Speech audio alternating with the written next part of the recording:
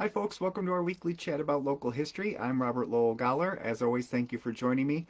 Now, this week's topic came to me by accident as I was researching, going through some old files, and I was trying to find something that would be timely. And people have asked about weather and storms, and we've talked a lot about that. This idea just popped out because I've written about the history of telephone service in East Aurora quite a bit over the years, and a few people have had asked recently about telephone operators and telephones, and so I was thinking about that, and I happened across, as I was looking up something for a cross reference to an article I was working on. I came across an old article that was titled "The Day the East Aurora Switchboard Died."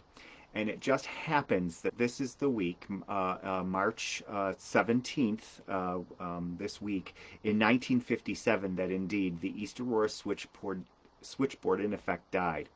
That was the day that the telephone service, the New York Telephone Company, um, transferred from an operator system to a dial system, and it was quite a big deal. It wouldn't seem like a big deal today, but back then it would have been a big deal for folks to not have to use the operator anymore.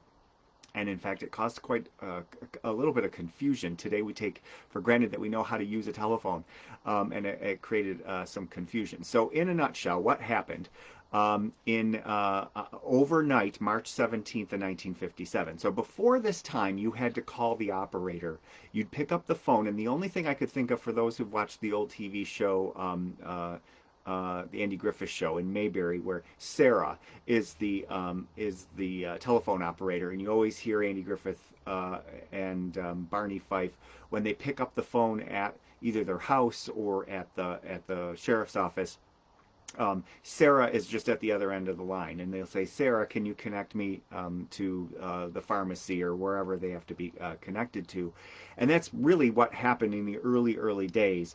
Is there would be, in many cases, a switchboard in someone's home, Sarah's home, and the operator would be um, on call for phone calls. And in fact, you would not be expected, unless an emergency, to make calls overnight in certain hours.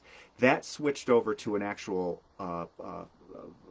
business office where operators worked from. Now, in the early days, there were competing phone companies, and I've talked about this before. East Aurora had at least two, and you couldn't call from one to another. And so a lot of businesses would say they had both phones. They would get both telephone companies, and they would have two phones, in effect, in their business. And then a customer, so all customers, it wouldn't matter which phone company they used, they could call a business, and that would be an advantage for the business to have more customers being able to place orders by the telephone. We have a great picture, and I'll post it in the comments in the archives of I think her name was Miss Persons. She was an early, it's labeled that she's the first. I'm not sure if she was exactly the first telephone operator in East Aurora, but you can see the telephone operator panel, the switchboard panel, and it's very small. Well, then, as more and more customers were coming on board, and the telephone company, one telephone company was eventually serving the entire community, there was a lot more need for a bigger, more than one operator, number one, a bigger switchboard, and of course, round the clock switchboard service, which came into effect. So the phone company actually rented space above what is the Limelight Music building today, next to the East Aurora Advertiser building. And upstairs, and there was a giant, and I'll post that picture as well. We have great pictures of the inside of that room, a giant switchboard. And as you've seen in the old movies, it's exactly like you've seen in the old movies, where they actually have the switchboard and they connect the calls. And operators would take shifts, overnight shifts. They would actually be in charge of if someone called with an emergency, they would sound the alarm. The operator would. So there would, in the early days of emergency services, they would actually sound the alarm, and the alarm would be over at Peaks Lumber Mill, which is where Oakwood Plaza is today.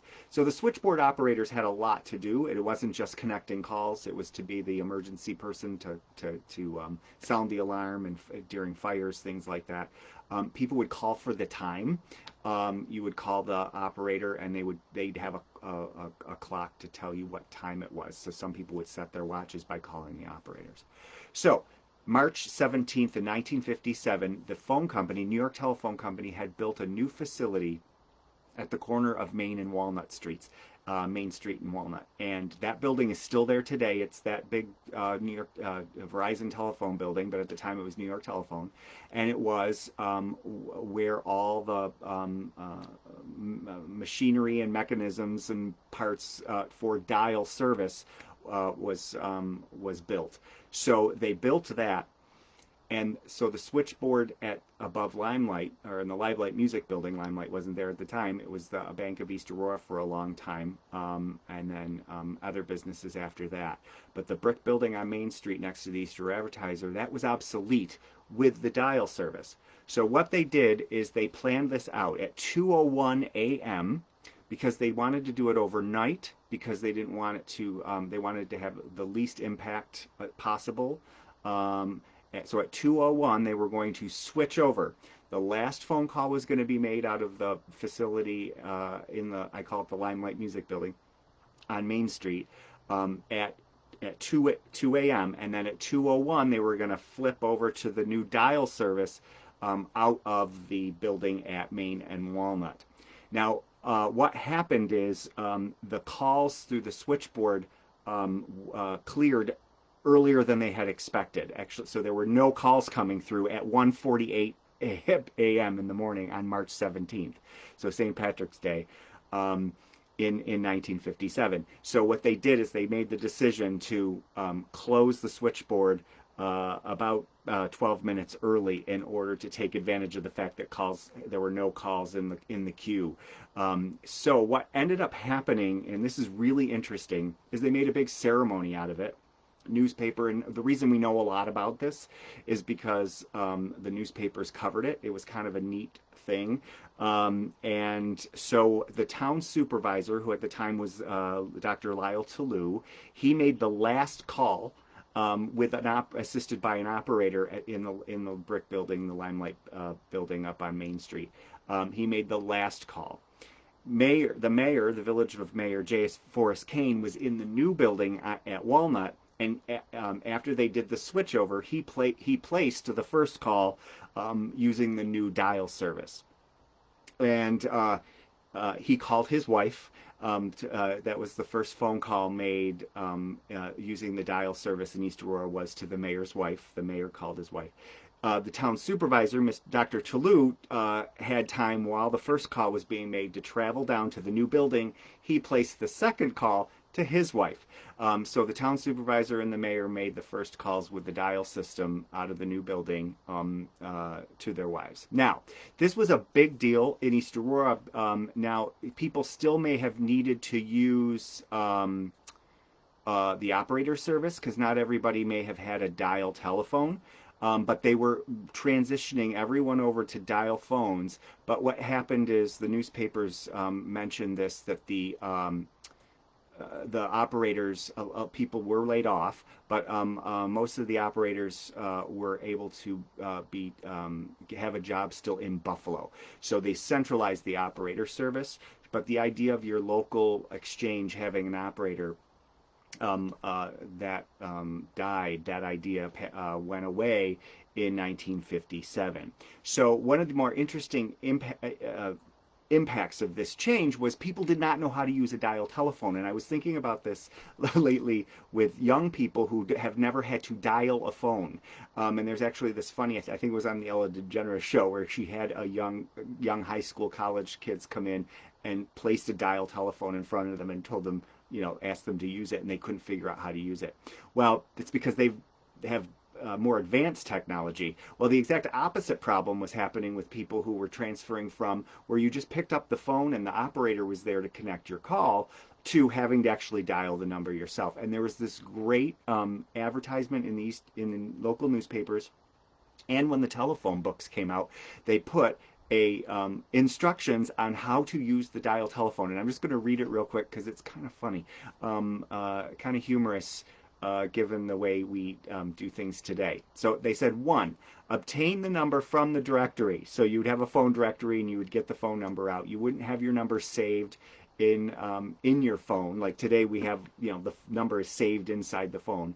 And what happened is the phone numbers, a lot of folks will remember, who've been around a while, that we used to have Cypress. Cypress, CY was our exchange, and then 4 digits after that. So at the time, they would say Cypress was, when you called into the operator, that was the code. For East Aurora. So you'd call the operator and they'd say Cypress. You could identify it easily. But when you had to dial your own, you had to actually dial Cypress. So say you were calling to Cypress 9972. They told you step 2 was to remove the receiver and listen for the dial tone. Dial tone was a whole new concept. Of course, today we don't have dial tones on our cell phones. And they explained that it was a steady humming sound. Be sure to leave the receiver off while you're dialing. We just take that for granted. I grew up with a phone connected to the wall, and you would, of course, have the receiver off the hook while you were dialing, but they had to explain this back in 1957. Step 3, then place your finger in the hole over the letter C and turn the dial around until the finger strikes the stop. Raise your finger and without touching the dial, allow it to return to its original position. Then dial the letter Y and the numerals 9, 9, 7, and 2 in the same manner, literally dialing the phone, and they were explaining how to do this. Listen for the ringing signal, an intermittent burring sound indicating the call telephone is being rung. So they explained that the ringing signal was a burring sound, the one you're used to, at least if you're my age and grew up with this. If the call telephone is busy, you will hear instead the busy signal, a rapid buzz buzz, quicker and louder than the ringing signal. And for assistance on local calls, dial the operator. So if they still said if you still had issues and needed help with that, to call the operator. But I thought it was quite funny that they had to explain how to use a dial telephone because nobody had ever used it before. Interesting thing about Cypress is that's why we have letters still on our phones, because you had to literally dial the C and the Y on your phone when you were dialing. So the phones have letters on them for that purpose, and a lot of times today it's used for marketing and acronyms and things. But then it had a real purpose. You were actually dialing the exchange when you dialed C and Y. Now, a lot of other people will remember NL. Well, 3 years later, not even that long, they had found that that more people were using the system, and they had advanced the technology, so they went into a new numbering system for dial phones. The Cypress system was kind of old, so East Aurora became NL and the 4 digits, and you dial N and you dial L. Now NL, if you look that on the phone, it corresponds to 652, 655, as later we got these numbers. They're a little less important today because of all our cell phones, but East Aurora was 652 exchange and 655 exchange. So the NL was the beginning of that. So the NL later, when they translated into numbers into a new system, the NL became 65, and then 652, and then when they ran out of 652s, 655s. So that was the progression of it 3 years later, from 57, the first dial telephone, to 1960 when they changed to the NL. Then later we became 652. Now in 1965, August of 1965 as a matter of fact, which seems kind of interesting because that was 60 years ago, is when the touch tone phone came to East Aurora, and they called it the phone of the future. So the progression of this phone service happened pretty quickly in the technology. From 57 to 65, we went from operator service to touch tone telephone. So the dial phone was being replaced with touch tone, so the buttons on the phone. And again, they put out press releases and said, explained how to use the touch tone phone. They called it the phone of the future. Now, even when I was a kid, a lot of people still had the rotary phones, but you could buy the touch tone phones, and the service was limited. But it was introduced in 1965, so that was that came along pretty quickly after that. Now, of course, today we know that a lot of homes don't even have home phones, landline phones. A lot of people have cell phones. One of the reasons that 1957 was the year that this all happened was during World War II and after World War II, particularly after World War II, there was a huge increase in the number of people who had telephone service, and they needed to the technology needed to keep up with it, and it was much easier for people to be able to just dial their own phone numbers and not have to rely on the operator to connect their call. And so that made a huge difference. That the automation of the phone calls made a huge difference. They didn't need as many operators. According to statistics that I looked up for an article a couple years ago, there were 2,400 telephones in East Aurora in 1940. That number had grown to nearly 6,000 in 1954, and more than 7,000 in 1957 when this changeover happened. So from the beginning of World War II, 2,400 to more than 7,000 in 1957. They had hired like lots of operators to handle this. And there were 18 stations of that giant switchboard that we had talked about to handle the calls around the clock. So one fun story, I talked to a friend's grandmother actually several years ago who was a phone operator, and she told me this. She was the overnight operator when she was in high school and in college. I think she said she was in college at the time. And her boyfriend, she told me the story, her boyfriend would call her in the middle of the night and they would chat.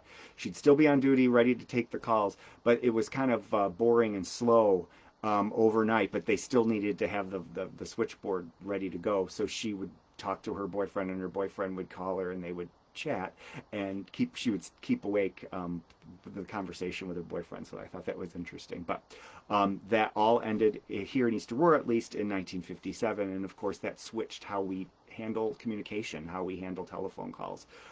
We can automatically dial the numbers. Another thing that happened too is we became connected to more communities over time. So actually East Aurora was pretty, you could call other people in East Aurora, but you couldn't just call anybody. If there was not a phone line connecting us, it was a big deal when we got connected to Strikersville and the line went out to Holland in the early 1900s.